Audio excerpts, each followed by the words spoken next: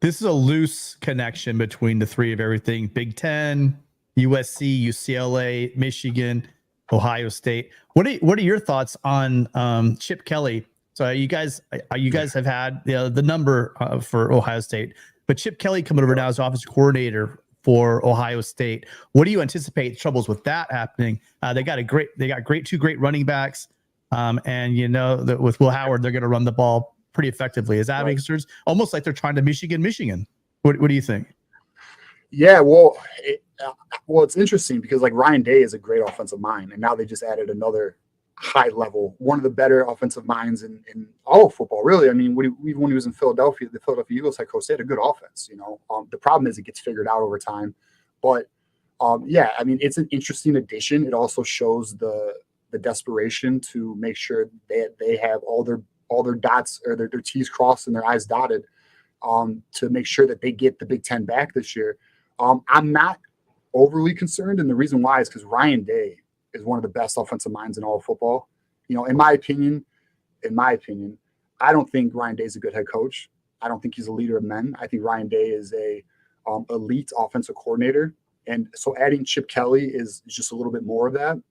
But what's really interesting is we stole their running back coach, Tony Alford, who obviously knows the strategy and the scheme, and we got him in March. So I think we at least have an idea of what they're going to do. We kind of, you know, and we also just stole another staffer from Ohio State pretty recently. So I'm not overly concerned with Chip Kelly, although I do think it's a good addition. Like, I'm not downplaying that at all. I think you know, how crazy is it? A head coach steps down just to be an offensive coordinator somewhere else, you know?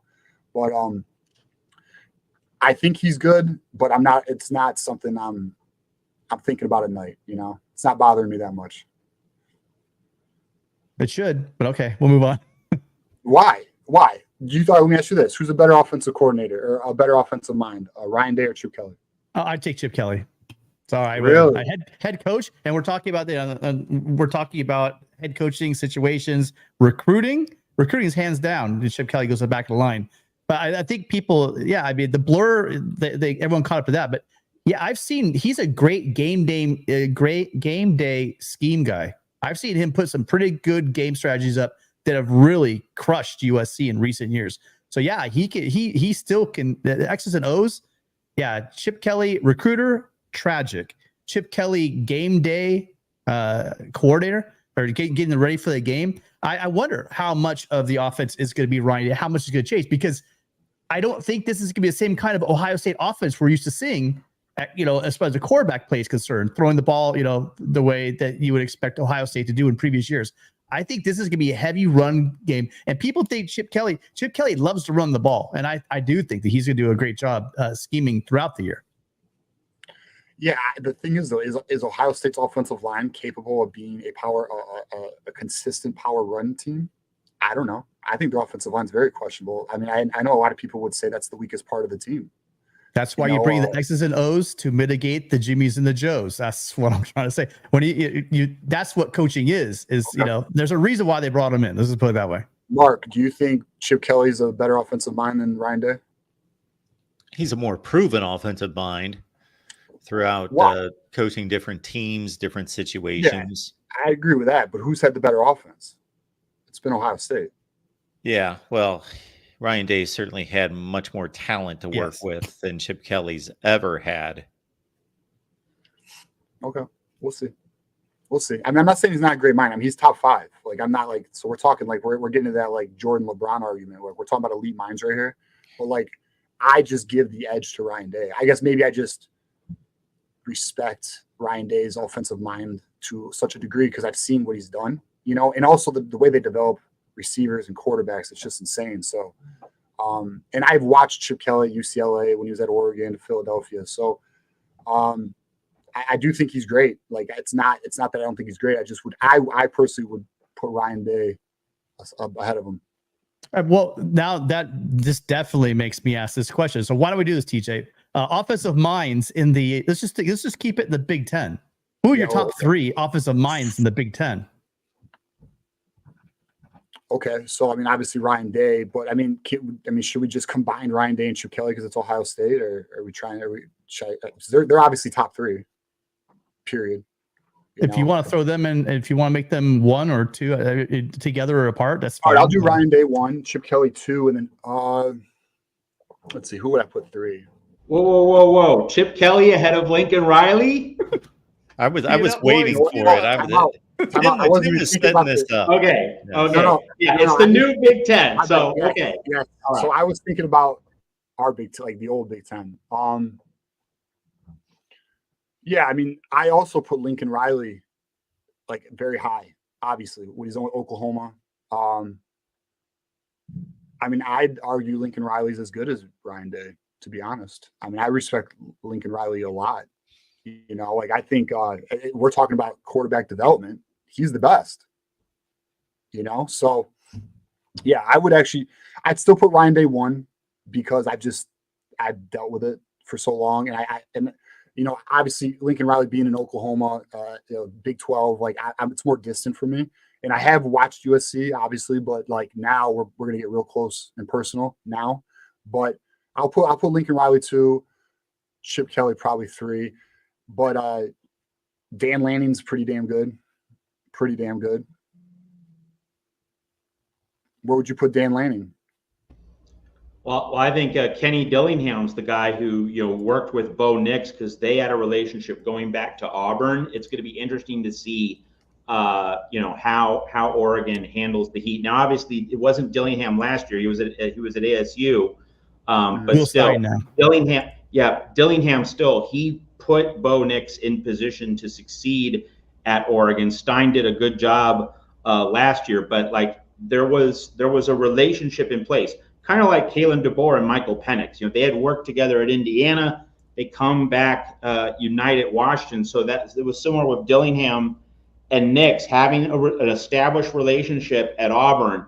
So Bo Nix didn't just walk into a situation at Oregon where he didn't know anybody. No, he knew Dillingham, and that really paved the way for him. So definitely some unresolved questions at Oregon, but I will say that Oregon has Dylan Gabriel, and that really is the reason why Oregon, I think, is right there with Ohio State as a Big Ten favorite going into the season. Yeah, I mean, Dan Lanning with Dillingham and now Will Stein. I've got to be honest. When we first had those choices, I was like, look at my chops. Like, this is great. But both those hires turned out to be just excellent choices. Both guys have done phenomenal. I mean, it's with Dillingham did so well. He got on the ASU job. I think that he's done a good job at picking offensive minds, but yeah, I think of him more as a defensive guy, obviously. But yeah, he is. Really, I mean, he has a defensive background, but I don't know. I thought, from my understanding, Dan Lanning had input on the offense, though. Does he not? Well, he's just done a really good job of picking OCs. Both of those, he's come into Oregon and had top offenses. So yeah, he's really good at job at identifying those OCs. The numbers probably won't speak to it this season, but I would be looking out for Eric Bieniemy at UCLA. Yeah, for sure. I mean, you're just talking about who can do the job that doesn't have the personnel to get it done right now, but right. Yeah. See what he accomplished in the NFL. Well, whose offense was that, Matt, in the NFL? I mean, Mark in the NFL. Yeah, well, that's the question. Was it Andy Reid? Was it, Yeah, no, but I think obviously you're around these coaches, you're going to pick up a lot. So it will be interesting. That's a very, I feel bad for UCLA in the fact that they had to throw that offensive, that coaching staff together. But for the time that they had, they did a pretty good, for when it happened to throw the staff together, they put together, I think they did a phenomenal job. Tim, you really feel bad for UCLA? Really? I lose sleep every week. Actually, the hatred's coming back for UCLA. I got to admit. Some of that, good. Lately, and for a while there was like, after a while, if you don't really have that, it's almost like you're like abusing your little brother or something at some point. But recent history is we can't lie, but the scoreboard doesn't lie. There's definitely gonna be a lot of payback on USC's mind for sure when it comes to the Bruins going forward. I just want to make one comment, and not on anybody's remarks, just my own personal statement about who the best offensive mind is in the Big Ten. Including the West Coast schools. If Marvin Harrison Jr. played for USC last season, USC wins at least 10 games. I think that Ohio State has been this extraordinary receiver factory. Maybe, I get Ryan Day deserves credit for bringing in studs like that, but in terms of the piece of being able to make use of maximum weapons, for Ryan Day to not beat Michigan with Marvin Harrison, to me, that says it all about whether Lincoln Riley or Ryan Day is better. But USC loses to freaking Washington and Oregon. USC, didn't have the level of receiver talent that Ohio State did when Jordan Addison was there at USC in 2022. USC offense was a rocket ship, and so in many ways, we were thinking that Dorian Singer was going to be elite. We were thinking that Mario Williams was going to be elite. But I mean, if you give Lincoln Riley the best groceries, if you go to Whole Foods, get the number one wide receiver in all the land, as Ryan Day did with Marvin Harrison at Ohio State, Lincoln Riley's going to have an absolute knockout offense. And Ryan Day didn't do that with Ohio State last year. So to me, it's actually pretty clear. Give me Lincoln Riley number one all day, any day, over day. Does that mean that Caleb Williams and Ryan Day get to join forces and Kyle McCord goes to USC? Because then if you're going to make that trade, then you got to say, okay, well, then Lincoln Riley has to take Kyle McCord with Marvin Harrison Jr. and Caleb Williams gets to go to Ohio State and Ryan Day gets to work with Caleb Williams. Well, if you swap those out, it would be a different discussion. But in terms of what was available, I would say that Ohio State underperformed. Not more than USC, but like Ohio State had championship standards there and wasn't able to reach them. And of course, USC had the handicap of an Alex Grinch defense. That's just kind of its own separate conversation there. But strictly in terms of how well the offenses performed. I think USC scored 42 against Washington and had some other pretty credible decent performances over the season. Not spectacular, but so I think in terms of not just the quarterback obviously was USC's huge advantage, but in terms of the guys he had available to throw to, and in terms of what was there at Ohio State, to me, I think that you give Lincoln Riley the Cadillac talent at quarterback and wide receiver. I think that's my argument here. You give Lincoln Riley the best at both position groups, he's going to max out more than Ryan Day will. Just a counterpunch on that. Yes, Tim. I was just saying, statistically last year with that offensive line that USC had, correct if I'm wrong, weren't they like a top 3 offense in the country? I mean, it's not the best, but I would have to imagine, yes, you have Caleb Williams, but that offensive line, everyone that watched that Notre Dame, I got a school next to me, it might be burning down. Everyone that watched that offensive line knew what a mess that Lincoln Riley had to work with last year, and you still have a top 3 offense. Well, it's not an apples to apples comparison, but my counterpoint to that would be, I would rather have the best quarterback in the country and a really good wide receiver room that USC had versus having a top 25 or 30 quarterback and an elite, arguably the best wide receiver room. I would make that trade any day because I think that the quarterback makes the receivers, because the receivers at USC, it's not like that they were substandard or marginal in any way.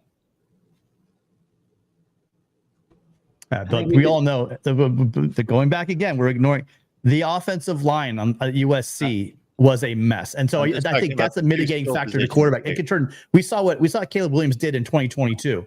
Compare that to what he did in 2020. It's not that Caleb Williams got any worse.